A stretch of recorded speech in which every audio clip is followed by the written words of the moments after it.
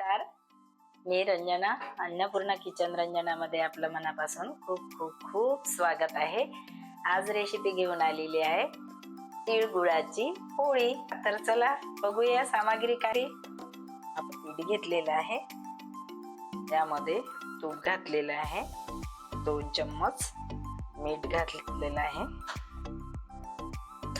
एकत्र करून घ्यायचं याला. खुसखुशीत पोळी येते म्हणताना यामध्ये तूप घालणं गरजेचं असते. थोडं थोडं पाणी घालते आहे.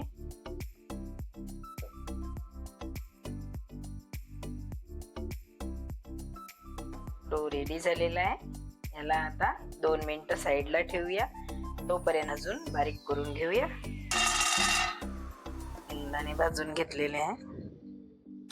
शेंगदाणे भाजून झालेले आहे, काढून घेऊया. तीळ भाजून घेऊया. तीळ भाजते आहे. बघा मस्त कसे तडतडीत फुटत आहे, कारण आपलं पॅन गरम असल्यामुळे लवकरच तीळ फुटायला सुरुवात झाली. असे खमंग भाजून घेतल्याने आपली पोळी मस्त टेस्टी, खुशखुशीत आणि खूप खमंग लागते. झालेले काढून घ्यायचे. तीळ वाटून झालेले आहे. आता आपण पॅन मध्ये घालूया. 1 चम्मच तूप घातलेला आहे. जे तिळाचं पावडर करून घेतलेलं आहे ते घातलेलं आहे. तिळाचं आणि थोडे शेंगदाणे घातले. त्यामध्ये गूळ घातलेला आहे. 1 बाउल गूळ घातलेला आहे. आपण 1 चम्मच विलायची पावडर घालते आहे. छोटा 1 चम्मच. त्याला पूर्णपणे मिक्स करून घ्यायचं. आपण हे जायफळ खिसून दाखवते, खिसून घालते आहे. यामध्ये टेस्ट साठी जायफळ आणि विलायची पावडर आणि जायफळ हे पूर्ण एकत्र करून घेते आहे.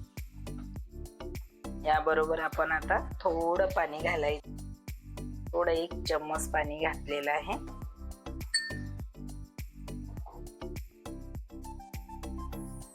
पूर्णपणे मिक्स करून घ्यायचं.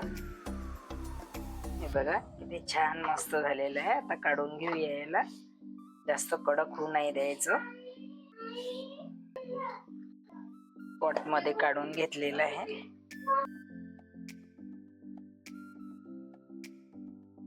एवढा डो घेतलेला आहे आपण. या डो मध्ये आपण पुरण भरायचं. जे तीळ पुरणासारखाच बनवायचा. याला एवढा भरते आहे.